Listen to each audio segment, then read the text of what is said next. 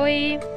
Esse vídeo faz parte do projeto Temas Contemporâneos em Psicologia Social e tem por objetivo apresentar alguns conceitos básicos sobre envelhecimento e subjetividade. Os 6 conceitos a seguir foram retirados do artigo Conceitos e Teorias sobre o Envelhecimento, de Anita Liberalesso Neri, 2014, e do vídeo de mesmo nome, de autoria da psicóloga Josevânia Silva. Idosos são populações ou indivíduos que podem ser assim categorizados em termos de duração do seu ciclo vital. São indivíduos denominados dessa forma em um dado contexto sociocultural, em virtude das diferenças que exibem em aparência, força, funcionalidade, produtividade e desempenho de papéis sociais primários em comparação com adultos não idosos. Os novos atributos e papéis sociais, intimamente relacionados com idade, gênero e classe social, são tomados como pistas para acesso a benefícios, papéis e posição social na velhice. A velhice, portanto, é a última fase do ciclo vital e é determinada por eventos de natureza múltipla, um produto da ação concorrente dos processos de desenvolvimento e envelhecimento. Assim, o envelhecimento é o processo de mudanças universais, pautado geneticamente para a espécie e para cada indivíduo. A trajetória do envelhecimento humano comporta expressiva variabilidade, dependendo do nível de desenvolvimento biológico e psicológico atingido pelos indivíduos e pelas coortes em virtude da ação conjunta da genética, dos recursos sociais, econômicos, médicos, tecnológicos e psicológicos. O conceito de curso de vida refere-se à maneira como as instituições sociais moldam e institucionalizam as trajetórias de vida. O desenvolvimento é um processo multidimensional e multidirecional, isto é, diferentes estruturas e processos têm seu próprio curso de desenvolvimento, podendo diferenciar-se conforme a época em ritmos variáveis. Expectativa de vida é a duração média de vida esperada para os membros de uma espécie, a partir do nascimento. Com base nas informações disponibilizadas no vídeo Conceitos e Teorias sobre o Envelhecimento, da psicóloga Josevânia Silva, podemos afirmar que existem 3 tipos de envelhecimento: idade biológica e senescência, que são modificações corporais e mentais que ocorrem ao longo do processo de desenvolvimento e caracterizam o processo de envelhecimento humano. Idade psicológica e envelhecimento psicológico, uma relação que existe entre a idade cronológica e as capacidades psicológicas, como aprendizagem, memória e etc. A idade social e envelhecimento social são a obtenção de hábitos e status social pelo indivíduo para o preenchimento de muitos papéis sociais ou expectativas em relação às pessoas da sua idade. Segundo Luna Rodrigues Freitas Silva, 2008, a partir do século XIX surgem gradativamente diferenciações entre as idades e especialização de funções, hábitos e espaços relacionados a cada grupo etário. Tem início a segmentação do curso da vida em estágios mais formais, as transições rígidas e uniformes de um estágio a outro e a separação espacial dos vários grupos etários. Desse modo, o reconhecimento da velhice como uma etapa única é parte tanto de um processo histórico amplo, que envolve a emergência de novos estágios da vida como infância e adolescência, quanto de uma tendência contínua em direção à segregação das idades na família e no espaço social. Ainda conforme as concepções da mesma autora, podemos dizer que a estabilização das categorias etárias se deu ao longo do século XIX, de modo que no século XX se pode observar maior uniformidade no interior dos grupos etários, marcação razoavelmente precisa da transição entre diferentes idades e institucionalização de ritos de passagem, como o ingresso na escola e na universidade e a aposentadoria. Essa estabilização favoreceu a formação de identidades etárias que passaram a definir, por meio de características de conduta, crenças, hábitos corporais e ideais de satisfação, a experiência de habitar cada uma dessas etapas da vida. De fato, ser criança, adolescente ou adulto constitui grande parte da identidade dos sujeitos modernos. A crescente institucionalização das etapas da vida e o processo de identificação dos sujeitos com as categorias etárias atingiram praticamente todas as esferas da vida social, se fazendo presentes no espaço familiar, no domínio do trabalho, nas instituições do Estado, no mercado de consumo e nas esferas de intimidade. A noção de velhice como etapa diferenciada da vida surgiu no período de transição entre os séculos XIX e XX. Uma série de mudanças específicas e a convergência de diferentes discursos acabaram reordenando o curso da vida e gerando condições para o surgimento da velhice. Dois fatores se destacam como fundamentais e determinantes: a formação de novos saberes médicos que investiam sobre o corpo envelhecido e a institucionalização das aposentadorias.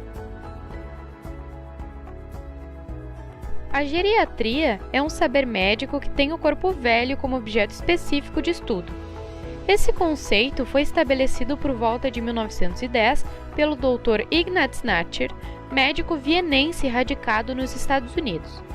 Além disso, a geriatria distingue a velhice das outras etapas da vida, a define como decadência física, e sua maior consequência é a identificação entre velhice e doença. Já a gerontologia é um conceito mais complexo e difuso do que o da geriatria. O termo gerontologia foi introduzido por L. Metchnikoff em 1903 e significa o estudo científico do processo de envelhecimento. Se limitava ao campo das intervenções médicas que prolongassem a vida, e com sua presença no século XX, além do corpo envelhecido, tornaram-se relevantes os hábitos, as práticas e as necessidades sociais e psicológicas dos idosos. No artigo Da Velhice à Terceira Idade, o percurso histórico das identidades atreladas ao processo de envelhecimento, percebemos que o surgimento da categoria terceira idade é considerado, pela literatura especializada, uma das maiores transformações pelas quais a história da velhice passou. De fato, a modificação da sensibilidade investida sobre a velhice acabou gerando uma profunda inversão dos valores a ela atribuídos. Antes entendida como decadência física e invalidez, momento de descanso e quietude no qual imperavam a solidão e o isolamento afetivo, passa a significar o momento do lazer, propício à realização pessoal que ficou incompleta na juventude, à criação de novos hábitos, hobbies e habilidades, e ao cultivo de laços afetivos e amorosos alternativos à família.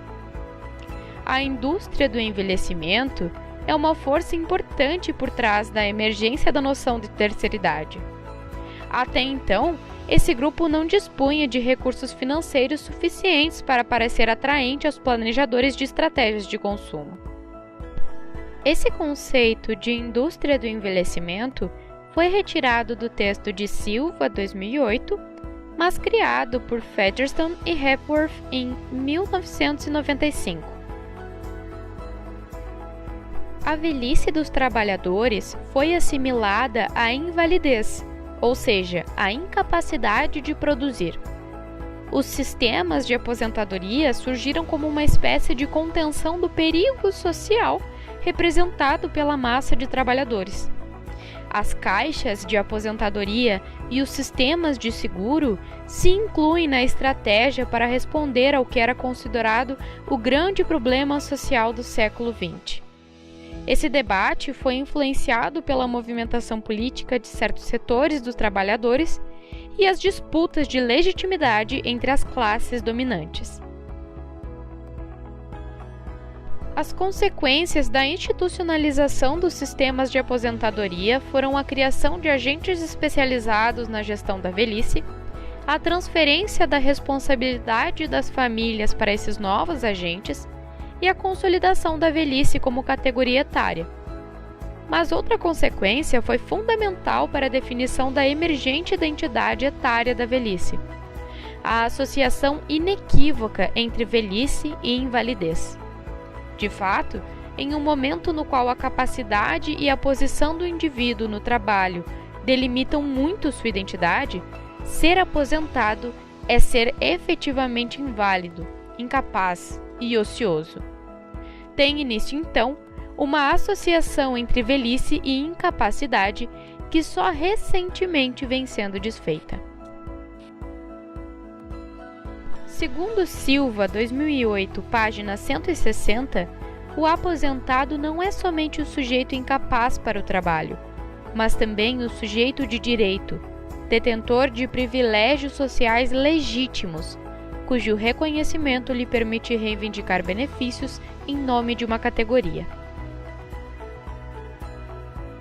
Katz, 1996, página 67, aponta essa duplicidade trazida pela aposentadoria dizendo: se o movimento em torno das pensões/aposentadorias diferenciou o velho como especial, carente, dependente e improdutivo, ele também politizou essa parcela da população, criando uma posição de subjetividade radical, desde a qual uma pessoa pode exigir seus direitos sob o status do idoso. Sobre a autopercepção de pessoas idosas. Há uma grande influência dos estereótipos sociais acerca da velhice, e uma associação da velhice a transformações negativas, como a estagnação, as perdas, o isolamento, a inflexibilidade em relação aos valores e costumes, a diminuição da força e do vigor, a doença e a invalidez. Além disso, o meio externo manipula a forma como os idosos se reconhecem. Essa concepção negativa foi construída de fora da velhice, pelos não idosos, e se arraigou no imaginário social. Direitos e garantias do idoso. Sobre o trabalho. É proibida a discriminação por idade. A idade é critério de desempate em concurso público, sendo favorecido o mais velho. Além disso, há uma fixação de limite máximo de idade na contratação de empregados. No transporte coletivo, reserva de 10% dos assentos para os idosos. 2 vagas gratuitas para idosos com renda igual ou inferior a 2 salários mínimos nos transportes coletivos interestaduais e 50% de desconto no valor da passagem.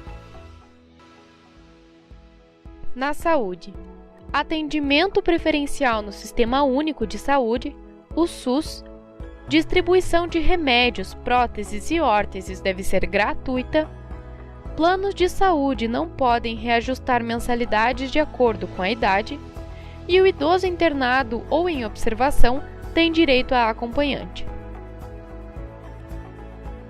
O idoso também tem descontos de 50% em atividades de esporte, cultura e lazer, e 3% das unidades residenciais de programas habitacionais públicos estão reservadas para idosos. Violência. Nenhum idoso poderá ser objeto de negligência, discriminação, violência, crueldade ou opressão. Discriminar o idoso, impedindo ou dificultando seu acesso a operações bancárias, aos meios de transporte ou qualquer outro meio de exercer sua cidadania, pode ser condenado. Abandonar idoso em hospitais e casas de saúde sem dar respaldo para suas necessidades básicas pode levar à condenação. Qualquer pessoa que se aproprie ou desvie bens, cartão magnético, pensão ou qualquer rendimento do idoso é passível de condenação.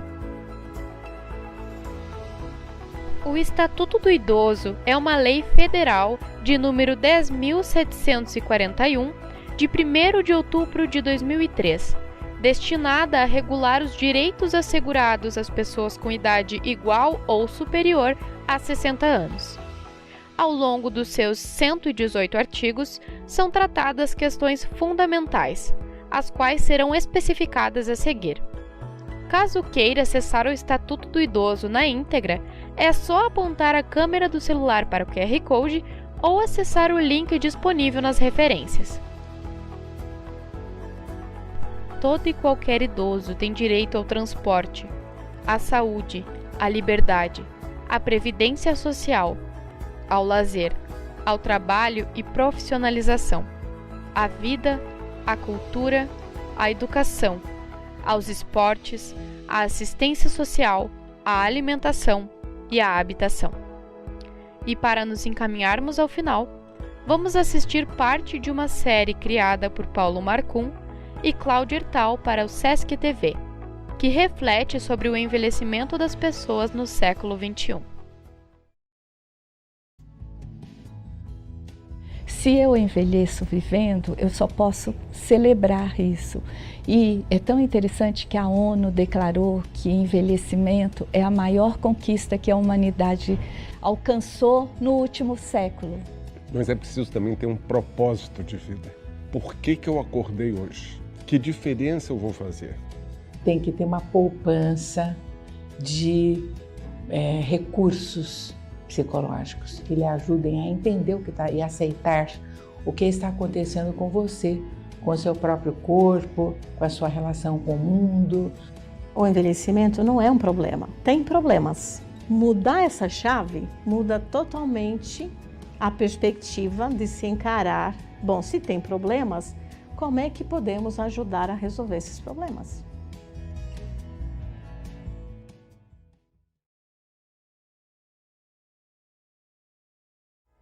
A Universidade Aberta para Pessoas Idosas, UNAP, é um programa de extensão da Universidade Federal do Rio Grande do Sul que tem como princípios norteadores a educação continuada de idosos, a intergeracionalidade e a formação de recursos humanos em envelhecimento.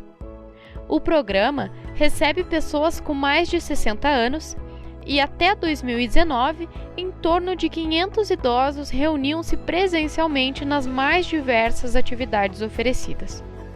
Com a chegada da pandemia, o programa teve que inventar uma nova forma de integrar o grupo e mantê-lo participando das atividades, focando no distanciamento físico, porém não social. Assim, estão sendo oferecidas oficinas, palestras no formato de lives, formação de recursos humanos em envelhecimento, filmes e séries, expressões arquitetônicas, além de outros eventos. Agora, os questionamentos. Quais as suas concepções sobre gênero e sexualidade na terceira idade? Como se dá a construção da representatividade na velhice? A autopercepção de pessoas idosas é altamente influenciada por estereótipos sociais. Como é possível modificá-los? E para você, o que delimita a passagem da vida adulta para a velhice? Por fim, aqui estão as referências utilizadas para a elaboração desse conteúdo.